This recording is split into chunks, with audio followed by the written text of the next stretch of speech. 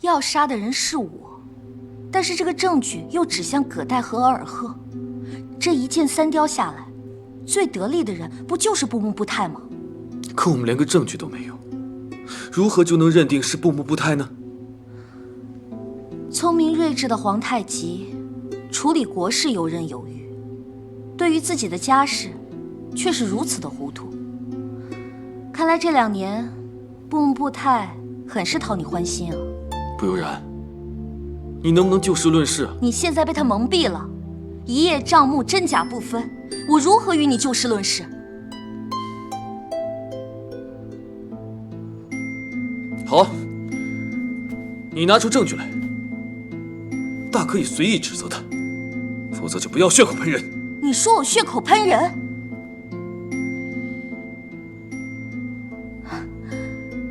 原来我在你心里是这样子的。好，既然这样，那你就不要在这儿待了，去找你的布木布泰吧。不悠然，你出去，我今天不想见你。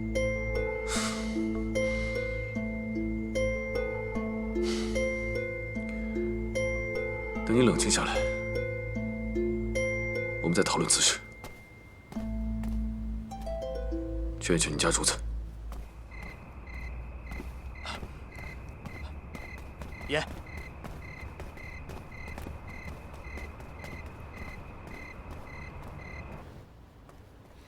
哥哥，您消消气吧，您这样会伤了贝勒爷的心的。他如此偏袒布木布泰，就不怕我伤心吗？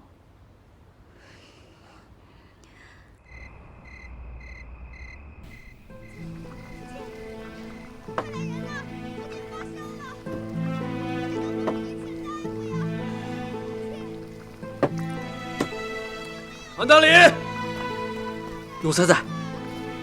他们在外面吵什么呀？不是说了不准再闹吗？回爷的话，奴才问过了，八音说额尔赫附近发烧，想请个大夫。请什么大夫？不知道什么叫幽禁吗？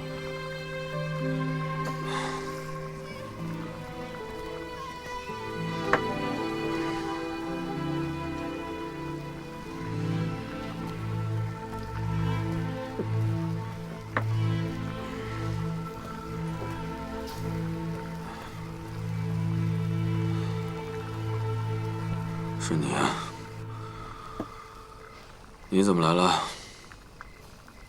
您一个人在这喝闷酒，我身为爷的福晋，难道不能来陪陪爷吗？夜深了，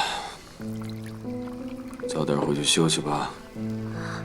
爷放心，我不会打扰爷的，我就在这里给爷倒酒就好了。难为你了。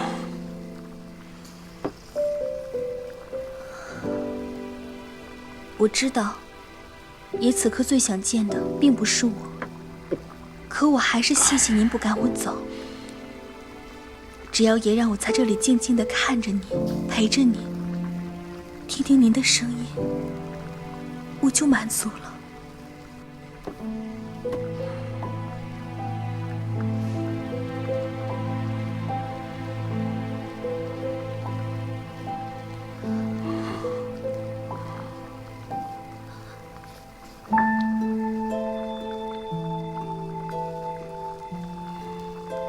爷，悠然，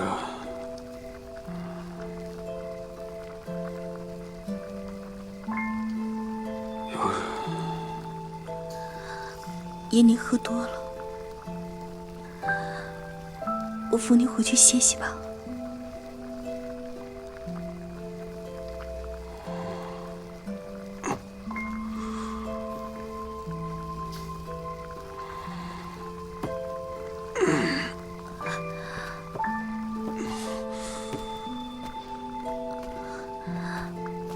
慢点儿。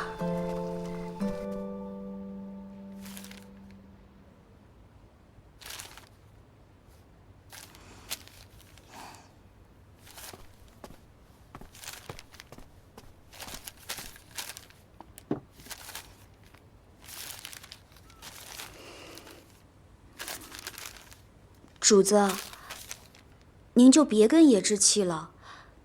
爷心里只有你一人，是半个别人都装不下的。行了，你别替他说话了，我没事了。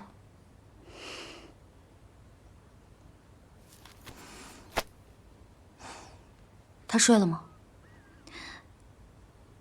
爷睡了。睡在哪儿？爷他……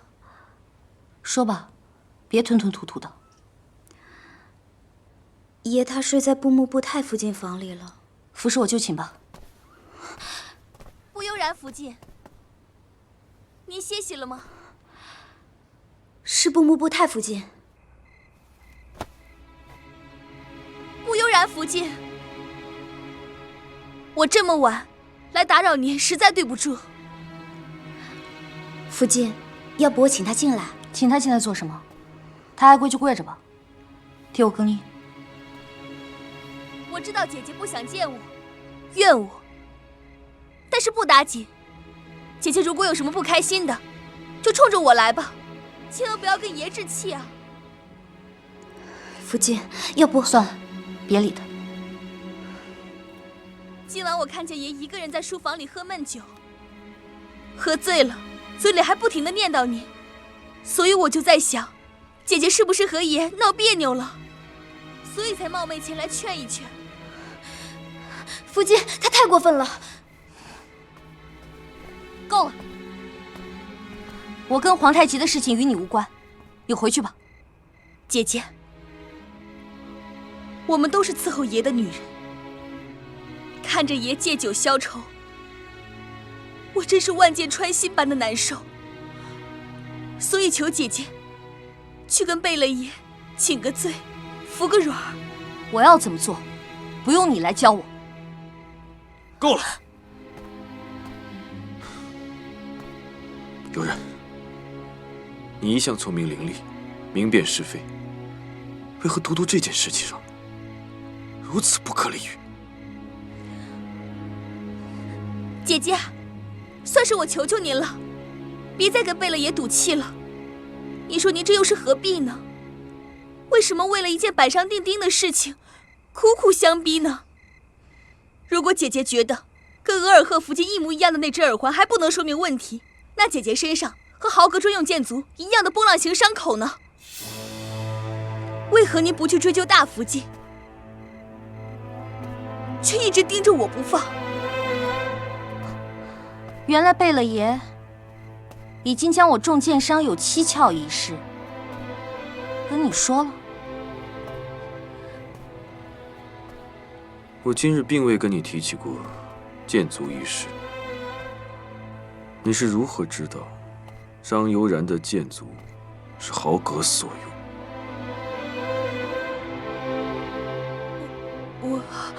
我不蒙不泰，果真是你！今日悠然怀疑你，我还替你求情，真没想到你城府心机如此之深，心肠如此狠毒。贝勒爷，不是那样的，你听我跟你解释。那我就给你个机会说说看。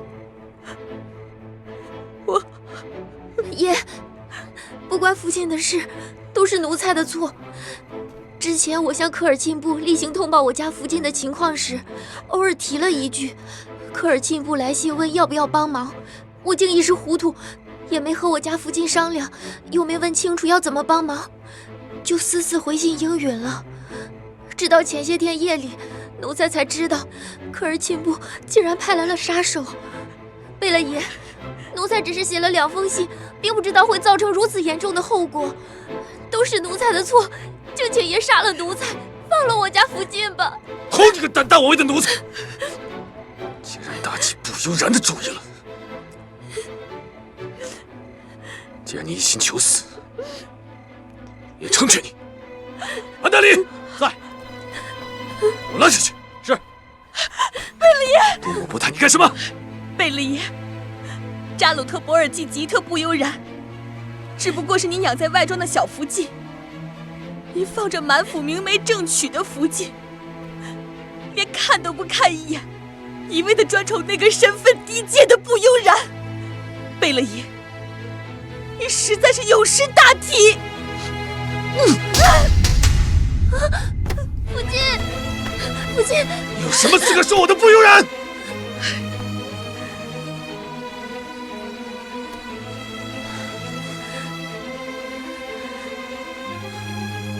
贝勒爷，从小到大，人人都夸我是科尔沁第一美女。我出身名门贵族，又能歌善舞。可是如今呢？我深爱的丈夫，只有在他的小福晋不理他的时候，才过来看我一眼。扪心自问，我比他不悠然年轻漂亮，身份高贵。我只求贝勒爷告诉我，我究竟哪里比不上这个不悠然？够了！我尔阶级特崩不太，心胸狭隘，阴险善毒，扰家庭和睦，乱夫妻纲常，责令你3日之内离开府上。万万不可呀，贝勒爷！伯母不太和小苏犯了不赦大罪，死不足惜。可您若是休了他，或是杀了他，那便是对科尔沁的极大侮辱。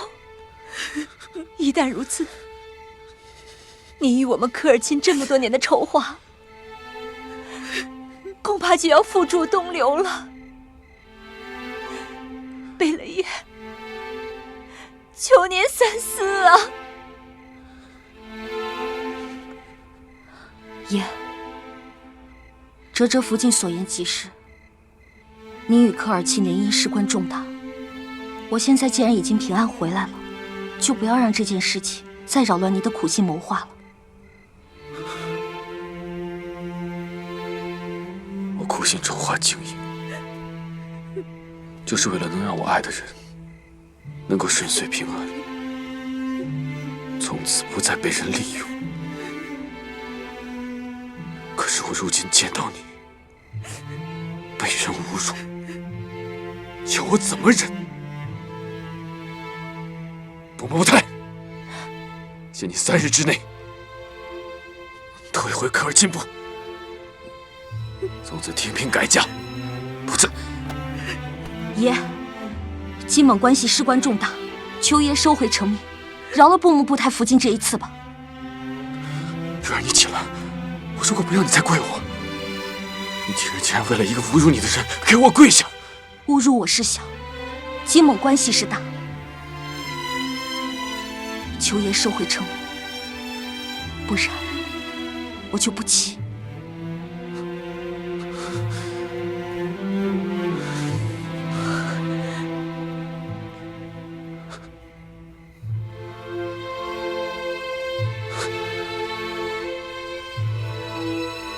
你起来吧。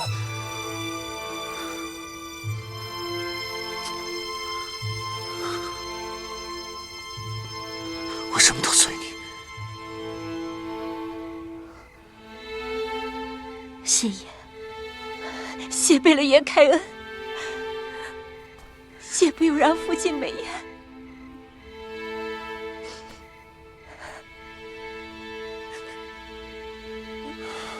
伯母不太，罚你幽禁房中3日，不得外出。小苏僭越惑主，死罪可免，活罪难逃。拉下去，杖罚无事。谢贝勒爷开恩，谢不悠然福晋美颜。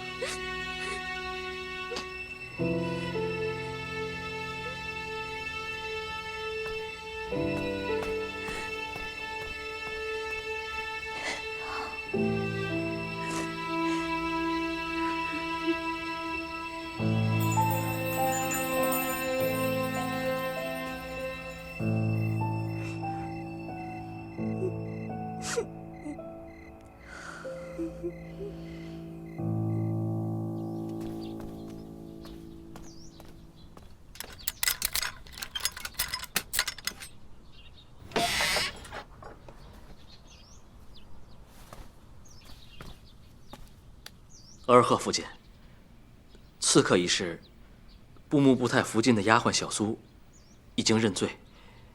爷说，这几日委屈你了。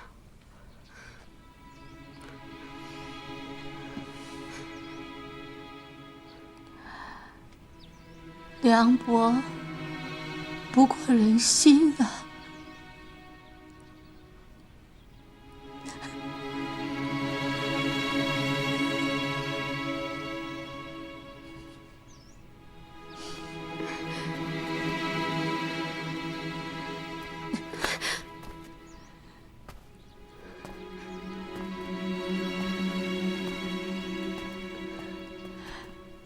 爷说委屈我了。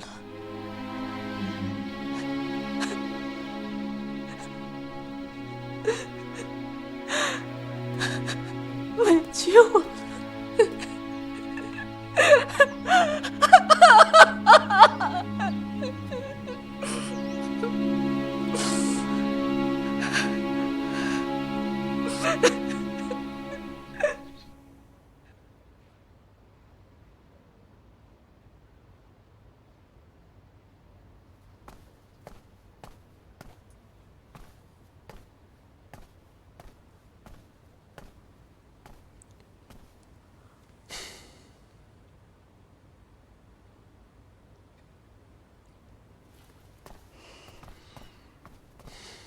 下去吧。是。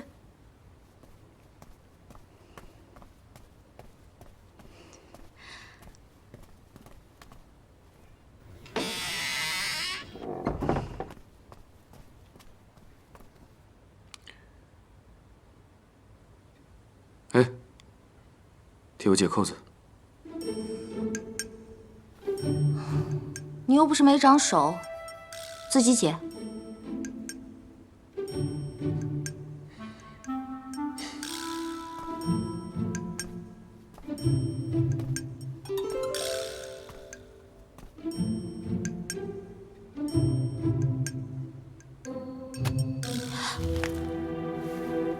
书都不让我好好看了。你与我怄气这么些日子，你不好好补偿我一下吗？我补偿你？明明是你不讲道理在先，应该是你补偿我才是。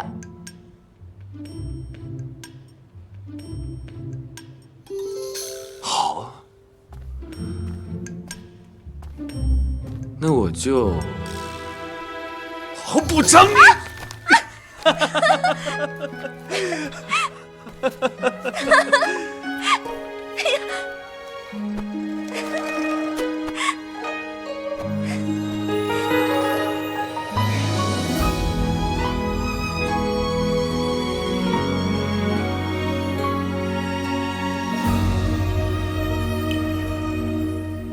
总会在心底有一丝欢喜，那是在云里雾里的生机，心疼你一个人扛起，你却是我最骄傲的珍惜。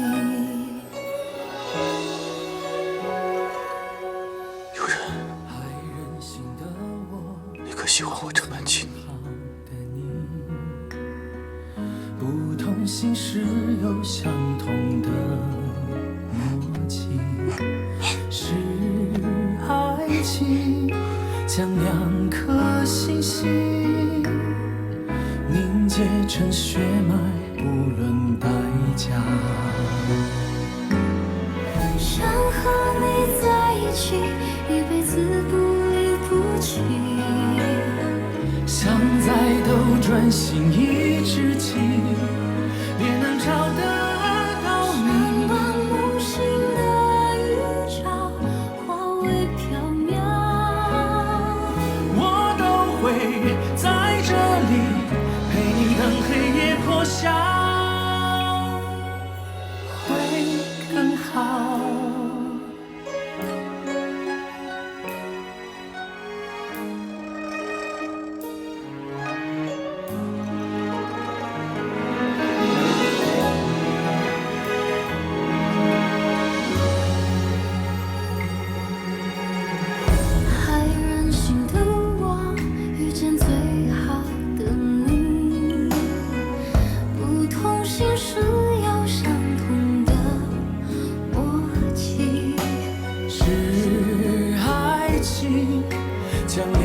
颗星星，凝结成血脉，无论代价。想和你在一起，一辈子不离不弃。想再斗转星移之际，也能你可喜欢我这般亲？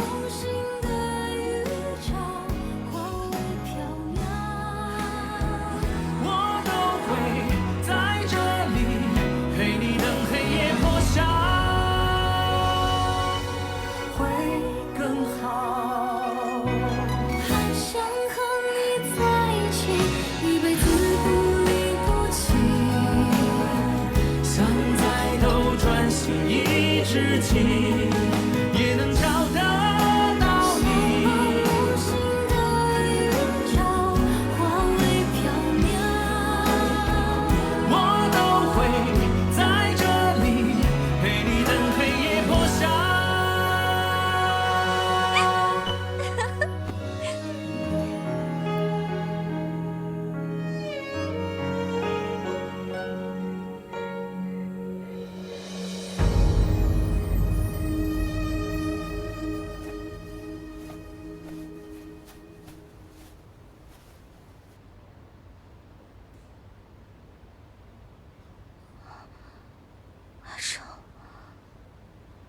安生，你别哭。安生，安生，安生，怎么了？没事没事，只是做噩梦。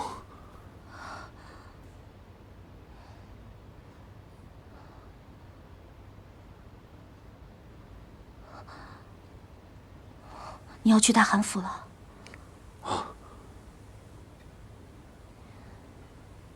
现在几时啊？卯时刚过。你睡得太少了，都怪我，昨天晚上打扰你休息了。胡说！有了你啊，我才休息得好呢。你再睡会儿，我回来带个礼物给你。好啊。来。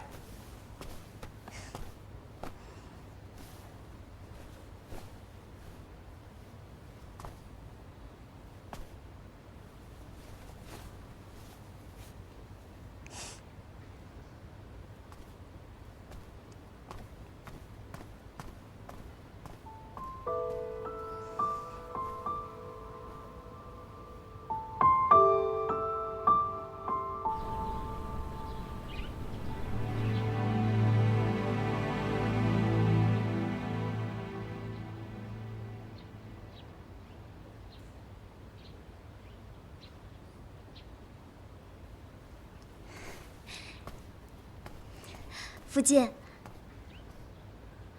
什么事啊？福晋，您的书。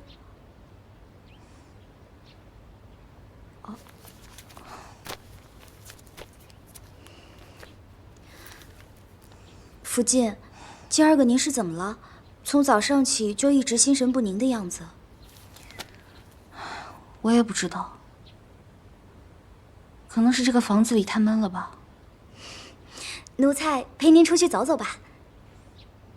也行，走吧。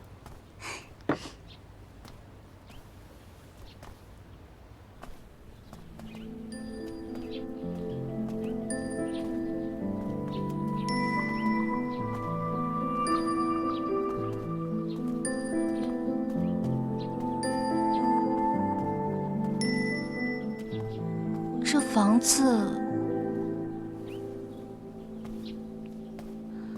不由然福晋来这梅园之中，想必也是爱梅花之人吧？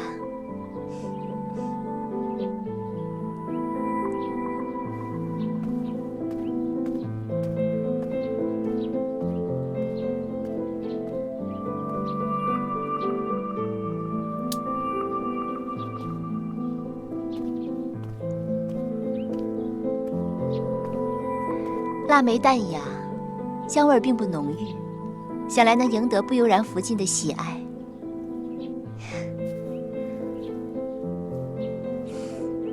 嗯，果然很好闻，谢谢哲哲父亲。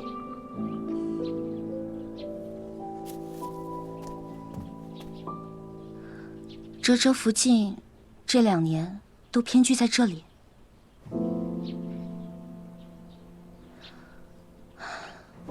贝勒爷怎么如此糊涂，竟如此苛待福晋你？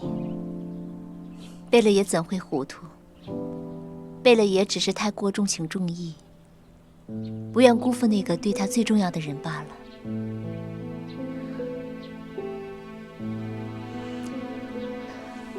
不悠然福晋，有的时候我真羡慕你，不为能得到爷的垂青，只为能在这世间得到一个彼此真心相待的人。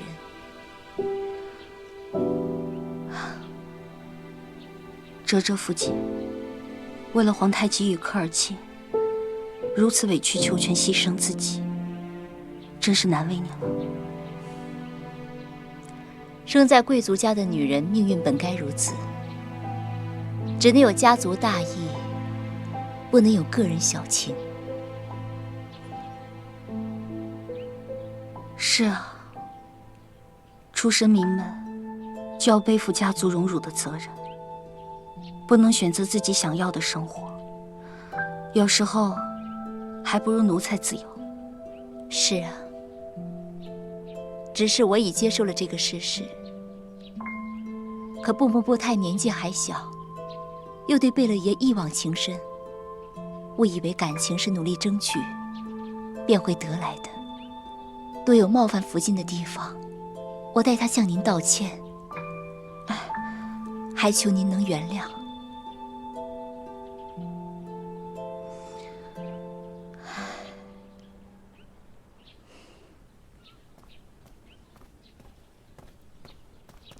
主子，您当真就原谅布木布泰了吗？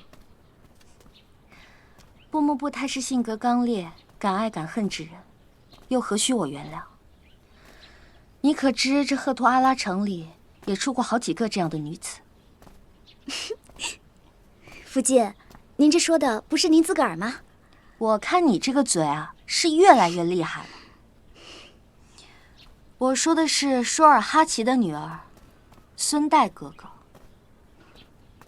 也不知道他现在过得怎么样了。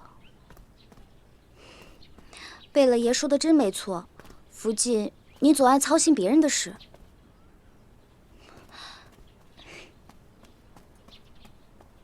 这么小也在府里当差？她额聂是大福晋房中的小侍女，所以自小在府里当差。真是荒唐。这个年纪正是读书写字的年纪。她叫什么名字？哈季兰。哈季兰，奴才在。你过来。是。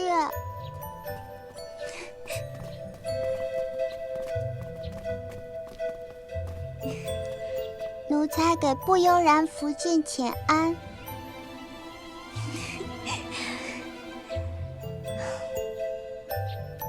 哈季兰，我问你啊，你可有读书写字啊？那你想学吗？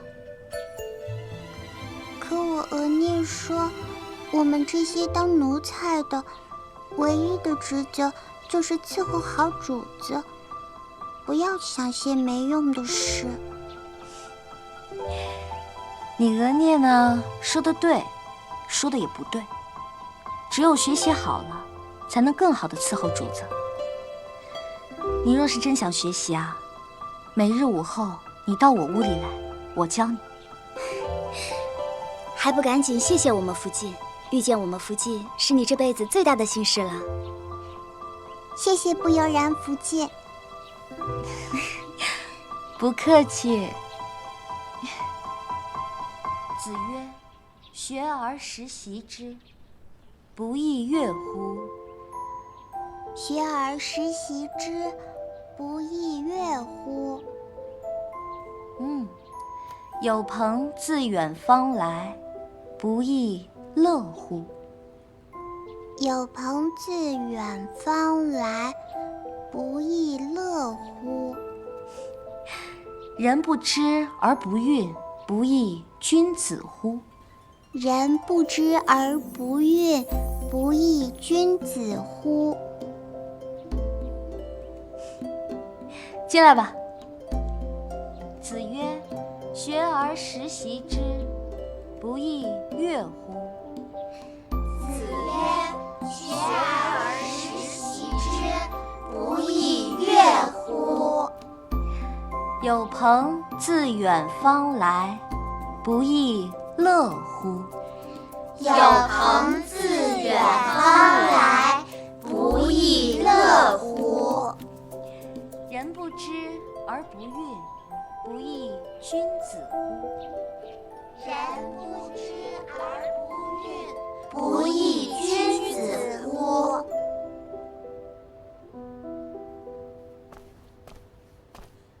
听说你今日教小侍女们念了一个时辰的书。他们本就到了该读书写字的年纪了，出身好坏没得选择。但是既然有机会，就应该让他们多学一点啊。你一直都是如此的温柔善良。又编排我。那既然这样，我求你一件事情，可好啊？莫说一件，只要是你要的，我都给你。你可别说大话，先答应了我才是。说吧。哲哲福晋是科尔沁部落莽古斯部落的独女。科尔沁有2位福晋，既然你现在已经将布木部太幽禁起来，那么可否让哲哲福晋回到原来的寝房？我是怕闲人听到了，搬弄是非，到时候又要说你打压科尔沁的势力了，那就不好了。我近来也有此打算。这样吧，我今日便传令，让哲哲住回原来的屋子。对了，韩阿玛今日决定攻打卡尔喀扎鲁特部。你是说韩阿玛不亲自踏破卡尔喀，他怎么也不能安心。韩阿玛他知意亲者，今日在殿前点兵。二哥主动请缨，便领兵打头阵，我自然是无从推却。那我跟你一起去，我跟你一起随征扎鲁特，那个地方地形我也熟，我肯定可以帮到你的。你这是胡闹，打仗又不是儿戏，更何况你一个女人，如何在战场上抗衡那5大3粗的蒙古兵？你乖乖在家里，我会尽快回来的。我不要，你去哪儿我就会跟到哪儿的，你休想把我撇在家里。我可不要沦为你那些妻妾一般，整日只能等着你，却没有任何期盼。这不是一码事儿。你当然跟他们不一样，我是不愿意看到你在战场上犯险。你能犯险，为何我就不能？与其在家里干着急，还不如跟你一起上战场呢。我可不想一辈子都被困在这无趣的牢笼里，你这样，就好比是用一种残忍的手法在慢慢扼杀我的生命。有人啊！皇太极，如果你不能满足我这个要求，那就还我自由吧。好，我答应你。真的？真的。那你要派一个人教我习武。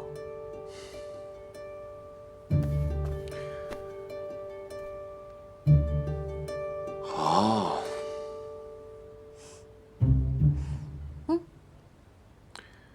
还有件事。那个叫安生的孩子，我已经让萨满做法火葬了，骨灰已经送回苏密村。你现在可以安心了。原来你什么都知道。我当然知道。你这些夜里哭喊着安生的名字，你知不知道我有多心痛啊？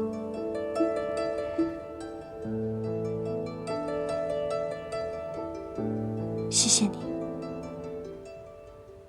你从来都没有问过我却知道我在想什么。这就是你早上说的礼物吧？我很喜欢。笨女人，这就满足了？我准备的礼物还没拿出来呢，你未免谢我谢得太早了吧？来，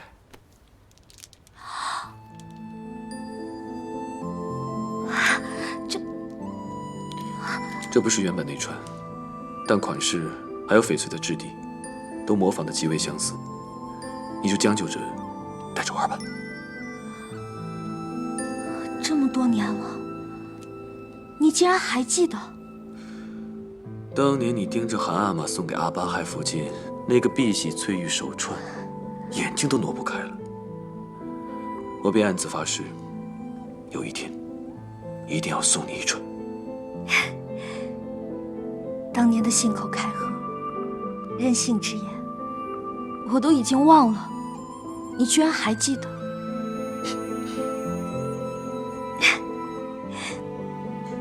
你这是哭还是笑啊？你若不喜欢，那还给我。谁说不喜欢了？只要是你喜欢的，无论是什么东西，我都一定给你拿到。你若不喜欢，我这些年的隐忍辛苦，又有何意义呢？你要怎样都好，只是不许你再离开我。不离开你。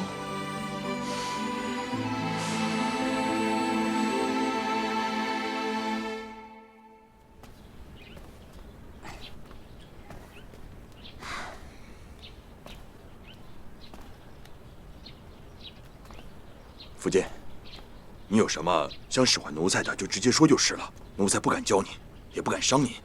什么？你不敢教我？那怎么行？你必须教我，还得教会我。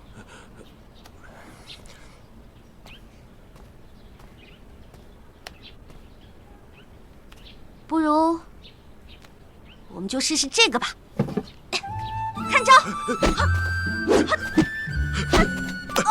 姑奶奶，这长矛比2个你还高呢，你怎么举得动啊？来，给我啊！哎，不成，这差事不是要奴才的命吗？啊，这么重！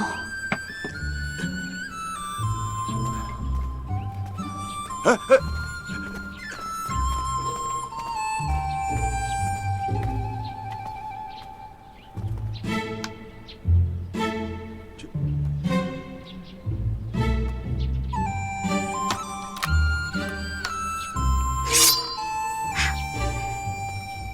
这个轻便，练这个吧。来吧。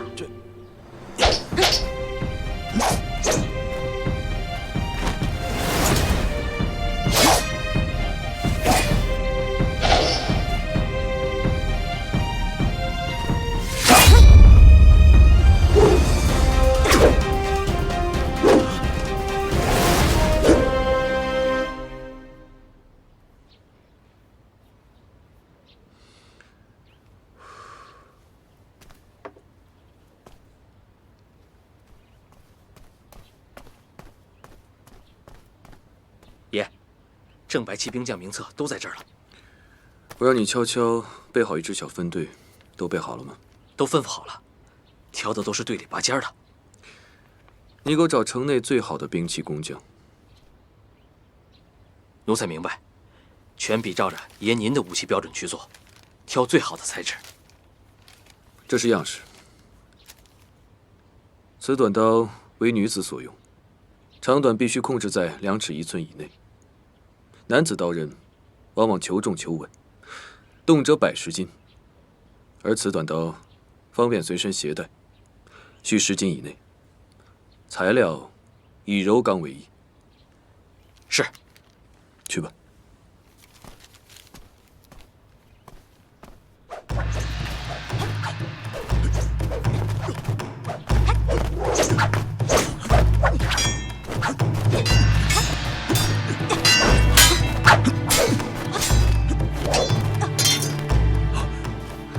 奴才失手，请福晋降罪。没事，我伤了痛了都不怪你，但要是教不好，我才要罚你呢。再来！